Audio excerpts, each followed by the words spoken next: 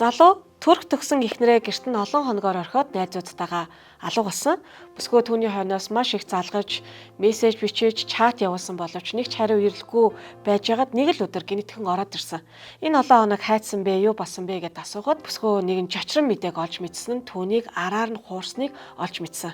Бүсгүй бөө юм болсон, гомдсон, орьсон, чарсан. Яагаад энэ зүйлийг хийж байгаа юм бэ гэж асууж залуу эцэст нь түүнд юу гэж хэлсэн бэ гэхээр магадгүй чи хитрхи гой байхаа байсан, дур булаан байхаа байсан.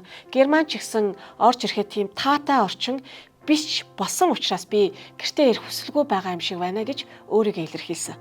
Хайр гэдэг бол гаднах гоо сайхан эсвэл гэрийн цэвэр цэмцгэр байдал гэхээсээ илүү ямар ч цаг үед хань ижилтэйгээ хамтдаа байж, ямар ч цаг үед хань ижлийгээ анхаарах, сонсох, ойлгох жижигхэн хэлбэрээс улбаатай. Хайр өргөн нэвтрүүлэг хосын харилцаагаа тортоход тань тусламж болох болно.